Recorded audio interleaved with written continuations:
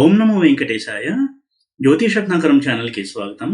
ఈ వీడియోలో ఒక జాతకంలో రాహువు ఎటువంటి నేర ప్రవృత్తినిస్తాడు, క్రూర స్వభావాన్ని ఇస్తాడు, ఒక సైకిక్ మెంటాలిటీని ఇస్తాడు, క్రూయల్ నేచరు, ఒక సైకో బిహేవియరు, అదేవిధంగా ఎటువంటి అనైతికమైన పనులు చేసేటువంటి స్వభావాన్ని ఇస్తాడు, నేర చరిత్ర, ఇవన్నీ ఇవ్వడానికి రాహు యొక్క పాత్ర ఎంతవరకు ఉంటుంది, రాహు ఎటువంటి స్థానాల్లో ఏ గ్రహాలతో కలిస్తే ఇలాంటి ఒక ప్రవృత్తి ఉంటుంది జాతకుడికి అనేది తెలుసుకుందాము. రాహువు పాపగ్రహము అయితే మిగతా పాపగ్రహాలకి రాహువుకి ఉన్నటువంటి తేడా, రాహువు చాలా గ్రీడీ ప్లానెట్, అంటే ఆశ ఎక్కువగా ఉండేటువంటి ప్లానెట్. తను అనుకున్న సాధించడానికి ఎటువంటి దారిలో అయినా వెళ్ళి ఆ లక్ష్యాన్ని చేరుకోవాలి అనేటువంటి ఒక పట్టుదల ఇచ్చేటువంటి గ్రహము రాహువు. రాహువు మోసం చేయడాన్ని సూచిస్తాడు, మోసపోవడాన్ని సూచిస్తాడు. అదేవిధంగా అబద్ధాలు ఆడడము, అనైతికమైన పనులు చేసి జీవితంలో పైకి రావడము, అక్రమార్జన ద్వారా అనైతికమైనటువంటి పనుల ద్వారా జీవితంలో పైకి రావడము, అదేవిధంగా ఇతరులను మోసం చేసి పైకి రావడము, ఇవన్నీ కూడా రాహు యొక్క నెగిటివ్ సైడ్లో ఉండేటువంటి లక్షణాలు.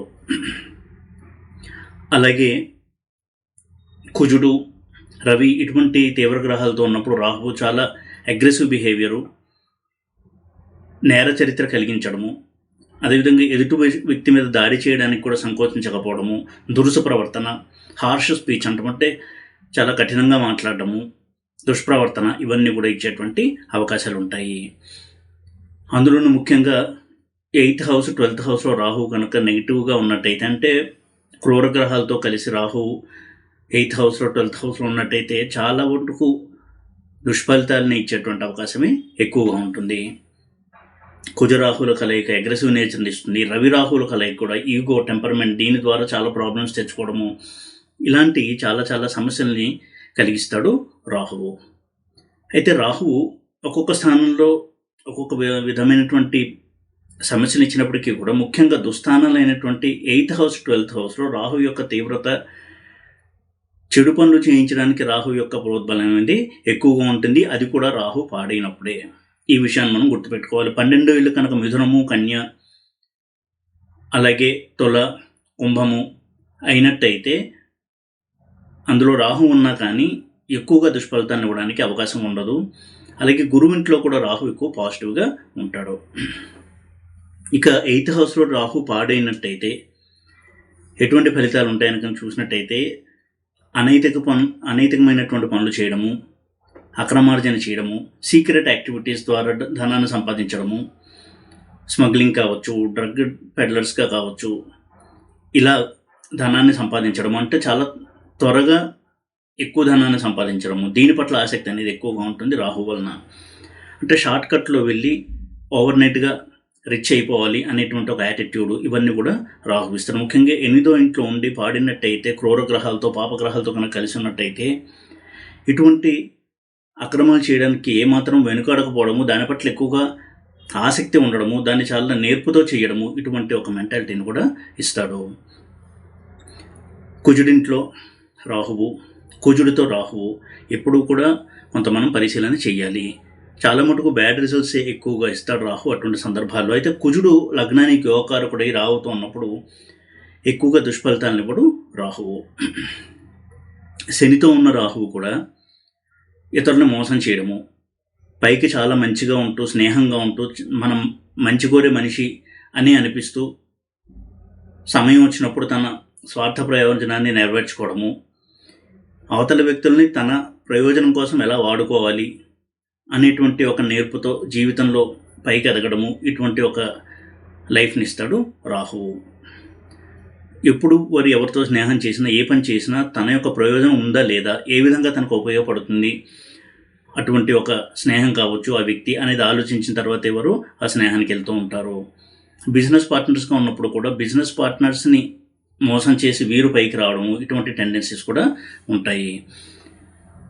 ఇతరుల ఆస్తిని కాజేయడము, ఇలాంటి చాలా అనైతికమైనటువంటి పనులు కూడా చేయిస్తాడు శనితో ఉన్నటువంటి రాహువు. ముఖ్యంగా శని వక్రించినప్పుడు, రాహు ఉచ్చలో శనితో ఉన్నప్పుడు ఇటువంటి సందర్భాల్లో ఈ ప్రవృత్తి ఉండడానికి అవకాశం ఎక్కువగా ఉంటుంది. ఇక చంద్రరాహుల విషయం వచ్చినట్టయితే చంద్రరాహులు ఎప్పుడైతే కలిసి ఉంటాడో చంద్రుడు మనకారకుడై రాహుతో ఉండడం వలన కొంతవరకు ఎక్సెంట్రిక్ బిహేవియర్ ఉంటుంది. అంటే ఎప్పుడు ఎలా బిహేవ్ చేస్తారో తెలియదు. మూడ్ స్వింగ్స్ అనేవి ఎక్కువగా ఉంటాయి. వారి ఆలోచనలు పసిగట్టడం అనేది చాలా కష్టంగా ఉంటుంది. తమకి కనుక మూడు బాగాలేకపోతే ఒకలా ఉండడము, అటువంటి సమయంలో కొంత క్రిమినల్ యాక్టివిటీస్ చేయడానికి కూడా వెనకాడకపోవడము, ఇలాంటి ఒక మెంటాలిటీని ఇస్తాడు. ఎక్సెంట్రిక్ బిహేవియర్ అంటే తీవ్రమైనటువంటి మనస్తత్వము, ఎవరికి అర్థం కానటువంటి మనస్తత్వము, అబ్నార్మల్ బిహేవియర్, ఇవన్నీ కూడా ఇస్తాడు రాహు చంద్రుడితో. చంద్రుడు కూడా కృష్ణపక్ష చంద్రుడయ్యి మ్యాలిఫిక్గా ఉండి ఆ లగ్నానికి పాపయ్యి రాహుతో కనుక కలిసి దుస్థానాలతో సంబంధం కనుక ఉన్నట్టయితే తప్పకుండా ఇటువంటి బిహేవియర్ అనేది ఉంటుంది. క్రూర మనస్తత్వాన్ని కూడా ఇస్తాడు రాహుతో కలిసినటువంటి చంద్రుడు. ఇక బుధుడితో రాహు కలయిక కూడా మనం స్పెసిఫిక్గా కొంతవరకు చెప్పుకోవాలి. బుధుడు ఎప్పుడైతే రాహుతో కలుస్తాడో బుధుడు డెసిషన్ మేకింగ్ పవర్ని, లాజికల్ థింకింగ్ని ఇచ్చేటువంటి గ్రహం కనుక అటువంటి బుధుడు కనుక రాహుతో ఉండి పాడైనట్టయితే, బుధుడు వక్రించి ఉండడము, నీచలో ఉండడము, ఇటువంటి స్థితిలో రాహుతో కనుక కలిసి ఉన్నట్టయితే వారికి కొంతవరకు స్వార్థ చింతన ఎక్కువగా ఉంటుంది. ఎప్పుడు కూడా తన తోటివారి కంటే కూడా తానే ఎక్కువ సుఖపడాలి, తానే పైన ఉండాలి, తనదే పై చేయిగా ఉండాలి, ఇటువంటి ఒక ధోరణి అనేది ఉంటుంది. తన స్వార్థ ప్రయోజనం కోసం ఇతరుని వాడుకోవడము, నమ్మించి మోసం చేయడము, అలాగే పార్ట్నర్స్ని కూడా మోసం చేయడం, బిజినెస్లో ధనమే పరమావధిగా బతకడము, జీవితంలో సక్సెస్ని సాధించడమే పరమావధి అనేటువంటి ఒక యాటిట్యూడ్తో ఉండడము, స్వార్థ చింతన, ఎప్పుడు కూడా ఇతరుల గురించి చెడు మాట్లాడుతూ ఉండడం, వారి యొక్క పరోక్షంలో వారి ఎదుట చాలా మంచిగా ఉంటూ వారి పరోక్షంగా వారి గురించి చెడు మాట్లాడుతూ ఉండడము, చెడుని స్ప్రెడ్ చేస్తూ ఉండడము, ఇటువంటి ఒక నేచర్ని ఇస్తాడు రాహు బుధుడితో కనుక కలిసి ఉన్నట్టయితే. వారికి తమంత తెలివి కలిగిన వారు లేరు, తామే అందరికంటే తెలియని వాళ్ళము అనే ఒక ఫాల్స్ ప్రెస్టీజ్, ఒక యాటిట్యూడు, ఇలాంటివన్నీ ఉంటాయి. కాబట్టి దానివల్ల కూడా వారి జీవితంలో ఎన్నో కష్టాలను అనుభవించాల్సి వస్తుంది. ఈ విధంగా నమ్మదగినటువంటి వ్యక్తులుగా ఉండరు ఈ కలయిక కనుక ఉన్నట్టయితే. ఇక రవితో కలిసిన రాహు కూడా చాలా హెడ్ స్ట్రాంగ్ పీపుల్గా ఉంటారు. అంటే అహంకారం అనేది మితిమీర ఉండడము, తన గురించి తను ఎక్కువగా ఊహించుకోవడము, ఇతరుల్ని తక్కువ చేసి మాట్లాడడము, తన ఈగోని హర్ట్ చేసినట్టయితే ఎటువంటి దుశ్చర్యకైనా పాల్పడ్డము, ఇలాంటి ఒక బిహేవియర్ని ఇస్తాడు రవి రాహుతో కనుక కలిసి ఉన్నట్టయితే. ఫాల్స్ ఈగో ఎక్కువగా ఉంటుంది, మితిమీరినటువంటి ఆత్మవిశ్వాసము, మితిమీరినటువంటి అహంకారము, దీనివల్ల ఎన్నో కష్టాలను అనుభవించినప్పటికీ కూడా జీవితంలో అనైతికమైన మార్గంలో రావడానికి కూడా ఎక్కువగా ఇష్టపడేటువంటి వ్యక్తులుగా ఉంటారు. అటువంటి టాలెంట్ ఉంటుంది. కానీ తన దురుసు వల్ల శత్రువును కూడా అంతే ఈజీగా వారు పోగు చేసుకుంటారు. అలాగే 12th హౌస్లో ఉన్న రాహు కూడా పాడైనట్టయితే ఎక్కువగా ధనాన్ని ఖర్చు చేయడము, అనారోగ్య సమస్యలతో ఎప్పుడు కూడా హాస్పిటల్ ఖర్చులు అవుతూ ఉండడము, తనకి తన ఫ్యామిలీ మెంబర్స్కి ఎప్పుడూ కూడా హెల్త్ ఇష్యూస్ వస్తూ ఉండడము, ఇలాంటి వాటి వల్ల చాలా ధనం అనేది వ్యయమవుతూ ఉంటుంది.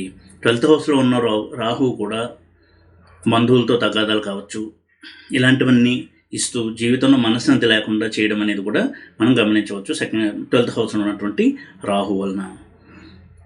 ఇక 2nd హౌస్లో ఉన్నటువంటి రాహు కూడా వాక్స్థానానికి సంబంధించిన హౌస్, ఫ్యామిలీకి సంబంధించిన హౌస్, ఫినాన్స్కి సంబంధించిన హౌస్ కాబట్టి 2nd హౌస్ అనేది.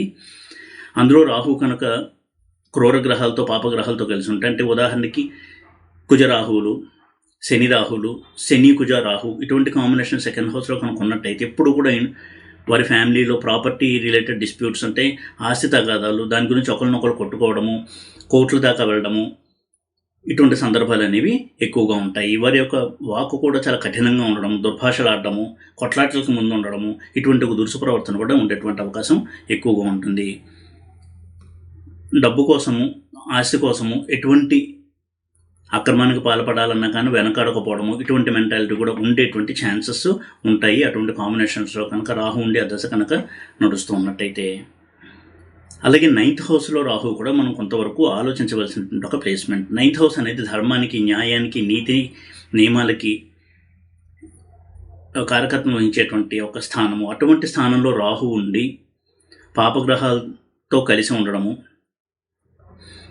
అదేవిధంగా పాపగ్రహాలతో చూడబడుతూ ఉండడం, ఇటువంటి స్థితిలో కనుక రాహు ఉన్నట్టయితే పైకి వారు చాలా మంచివారుగా కనపడుతూ వెనకాలన్నీ అనైతికమైనటువంటి పనులు చేస్తూ ఉండడము, ఎప్పుడు కూడా ఇతరులని దోషులుగా చూస్తూ ఉండడం, ఇతరుల్లో తప్పులు ఎంచుతూ ఉండడము, ఇతరులను మోసం చేసి జీవితంలో పైకి రావాలి అనేటువంటి ఒక మనస్తత్వము, అటువంటి మోసం చేయడానికి ఏమాత్రం కూడా వెనకాడకపోవడము, అది చాలా సింపుల్ విషయం అన్నట్టుగా భావించడము, ఇటువంటి మెంటాలిటీ కూడా ఉంటుంది. 9th హౌస్ అనేది చాలా ముఖ్యము ఒక జాతకంలో. 5th హౌస్ 9th హౌస్ అనేవి ఒక వ్యక్తి యొక్క క్యారెక్టర్ని డిసైడ్ చేసే హౌసెస్ కాబట్టి వాటిలో కనుక రాహు ఉన్నట్టయితే తప్పకుండా ఇటువంటి బిహేవియర్ అనేది ఉంటుంది. అయితే 9th లార్డ్ స్ట్రాంగ్గా ఉండి శుభగ్రహం అయ్యి రాహుతో కనుక ఉన్నట్టయితే ఇదే వ్యక్తులు నీతి నియమాలకి ధర్మానికి కట్టుబడేటువంటి వ్యక్తులుగా ఉంటారు వారి యొక్క జీవితాంతం కూడా. ఈ విధంగా రాహువు ఇలాంటి హౌసెస్లో ఉన్నప్పుడు కొంత మనం ప్రత్యేకమైనటువంటి అనాలిసిస్ అనేది చేయాలి. అలాగే 5th హౌస్లో ఉన్న రాహు కూడా గ్యాంబ్లింగ్, స్పెక్యులేషన్ వీటి వల్ల ఎక్కువ ధనాన్ని కోల్పోవడము, దాని పట్ల అయినా కానీ ఇంట్రెస్ట్తో పాల్గొంటూ ఎప్పుడూ ధనాన్ని వృధాగా ఖర్చు చేస్తూ ఉండడం, ఆర్థిక సంక్షోభంలో ఇరుక్కోవడము, ఇలాంటి పనులు కూడా చేయిస్తాడు. ఇక 3rd హౌస్లో ఉన్న రాహు కూడా, 3rd హౌస్ అనేది ఒక మనిషి యొక్క డెసిషన్ మేకింగ్, వారి యొక్క ప్రవృత్తి, మానసికమైనటువంటి ప్రవృత్తి వీటిని తెలియచేసే స్థానం కాబట్టి ఇందులో రాహు ఉన్నప్పుడు ఎక్కువగా అహంకారంగా ఉండడము, ఇతరులు చెప్పింది వినకుండా తను చెప్పిందే అందరూ వినాలి, తను చెప్పిందే కరెక్టు, తన నిర్ణయాలు చాలా గొప్పవి అనేటువంటి ఫీలింగ్తో ఉండడము, దానికి తోడుగా కుజుడు కానీ శని కానీ రాహుతో కలిసి 3rd హౌస్లో ఉన్నట్టయితే చాలా తీవ్రమైనటువంటి సమస్యల్ని ఇస్తాడు. వారి యొక్క మాటల చేత ఇతరుల్ని గాయపరచడము, ఇలాంటి వాటికి కూడా రాహు ఏమాత్రం వెనుకట్టు 3rd హౌస్లో కనుక ఉన్నట్టయితే. ఇక లగ్నంలో రాహు ఉండి పాపగ్రహ సంబంధం కనుక ఉన్నట్టయితే జీవితంలో పైకి రావాలి అనేటువంటి ఒక తపన ఎక్కువగా ఉండడం, దాని గురించి ఎలాంటి దారిలో వెళ్ళినా సరే జీవితంలో సక్సెస్ సాధించాలి, ఒక సెలబ్రిటీగా ఉండాలి, అందరూ తనని గుర్తించాలి, తను గౌరవించాలి, తన గురించి మాట్లాడుకోవాలి, ఇటువంటి ఒక నేచర్ని ఇస్తాడు రాహువు. లగ్నంలో ఉన్న రాహు శుభుడుగా ఉన్నప్పుడు ఎంత మేలు చేస్తాడో, పాడైనప్పుడు అంతగా ఆ మనిషి యొక్క క్యారెక్టర్ని దెబ్బతీస్తాడు. వారికి పెద్దగా నీతి నియమాల పట్ల పట్టింపులు లేకపోవడము, అనైతికమైన మార్గాల ద్వారా అయినా సరే జీవితంలో సక్సెస్ సాధించాలి అనేటువంటి ఒక ఆలోచన ధోరణి కూడా ఇస్తాడు లగ్నంలో ఉన్నటువంటి రాహువు. అదేవిధంగా 2nd హౌస్లో 7th హౌస్లో రాహు కనుక 8th హౌస్లో రాహు కనుక పాపగ్రహాలు అనేటువంటి శని, కుజ ఇటువంటి ప్లానెట్స్తో ఉన్నట్టయితే వైవాహిక జీవితంలో కూడా చాలా తీవ్ర సమస్యల్ని తీసుకొస్తాడు. ముఖ్యంగా ఆడవారికి ఉన్న మగవారికి ఉన్న భర్త భార్య మీద డామినేషన్ని చూపించడము, దుర్భాషలాడము, ఎదుటి వ్యక్తి గాయపడేలాగా మాట్లాడడము, పరుషమైనటువంటి వాక్కులు మాట్లాడడము, చేయి చేసుకోవడము, డొమెస్టిక్ వైలెన్స్ ఇవన్నీ కూడా ఇస్తాడు 2nd హౌస్లో ఉన్నటువంటి రాహువు వైవాహికపరమైనటువంటి విషయాల్లో. చాలా సందర్భాల్లో అనైతికమైనటువంటి మార్గాల్లో జీవితంలో పైకి వచ్చిన వ్యక్తుల చార్ట్స్ కనుక చూసినట్టయితే అక్కడ రాహు యొక్క పాత్ర మనకి స్పష్టంగా తెలుస్తూ ఉంటుంది. అయితే దుస్థానంలో 6th హౌస్ అనేది రాహు కొంతవరకు పాజిటివ్ రిజల్ట్స్ని ఇచ్చేటువంటి హౌస్గా చెప్పుకోవచ్చు. ఏదేమైనా ఏ హౌస్లో ఉన్నా కానీ రాహు ఒక్కడు ఉంటే ఎక్కువగా పాజిటివ్గా ఉండడానికే ట్రై చేస్తాడు. రాహు వేరే గ్రహంతో కనుక కలిసి ఉన్నట్టయితే, అలాగే వేరే గ్రహం చేత చూడబడుతున్నా కొంతవరకు రాహులో నెగిటివిటీ అనేది కొంత పెరుగుతుంది. 6th హౌస్లో ఉన్నటువంటి రాహు కూడా కాంపిటీషన్ స్పిరిట్ ఎక్కువ ఉన్నటువంటి వ్యక్తులుగా ఉంటారు కాబట్టి ఎదుటి వ్యక్తి కంటే తానే ఎప్పుడూ కూడా పై స్థాయిలో ఉండాలి, ఇటువంటి తీవ్రమైనటువంటి తపన ఉండడం వలన వారు పైకి రావడానికి ఎంతో కష్టపడుతూ అవసరమైతే అనైతికమైనటువంటి మార్గాల్లో వెళ్తూ వేరే వాళ్ళ సహాయం తీసుకుని అప్పటికి ఎవరి సహాయం కావాలో వారిని ఆశ్రయించి వారి సహాయం పొంది జీవితంలో పైకి రావాలి అనుకోవడము, ఇటువంటి ఒక కాంపిటేటివ్ స్పిరిట్ ఎక్కువగా ఉంటుంది. జీవితంలో ఎప్పుడూ కూడా రెస్ట్లెస్గా ఉంటూ ఉంటారు. ఎప్పుడు జీవితంలో పైకి రావాలి అనేటువంటి తపంతో అనేవారు జీవితాంతం కూడా కష్టపడుతూ ఉంటారు. ఇతరులను గొప్పను ఒప్పుకోలేకపోవడము, తనకంటే ఎవరైనా ఉన్నత స్థాయిలో ఉంటే వారిని దాటి ముందుకెళ్ళాలి అనేటువంటి ఒక కాంపిటీషన్ నేచర్ ఉండడం వల్ల జీవితంలో అశాంతి ఎక్కువగా ఉంటుంది పైకి వచ్చినప్పటికీ కూడా లైఫ్లో. ఈ విధంగా రాహు గురించి కొంతవరకు అవగాహన తెచ్చుకొని రాహు కనుక ఇటువంటి ప్లేస్మెంట్లో ప్రాబ్లమేటిక్ ప్లేస్మెంట్స్ అలాగే ప్రాబ్లమేటిక్ కాంబినేషన్స్లో కనుక ఉన్నట్టయితే కొంతవరకు రాహుకి రెమెడీ చేసుకోవడం ద్వారా వారి యొక్క ఆలోచన ధోరణిలో మార్పు రావడం వలన తీవ్ర సమస్యల్ని కొని తెచ్చుకోకుండా పాజిటివ్గా రాహు మహాదశంతా గడపడానికి హెల్ప్ చేస్తాయి రెమెడీస్. ఈ వీడియో కనుక మీకు నచ్చినట్టయితే లైక్ చేసి షేర్ చేసి సబ్స్క్రైబ్ చేయండి. ఓం నమో వెంకటేశాయ.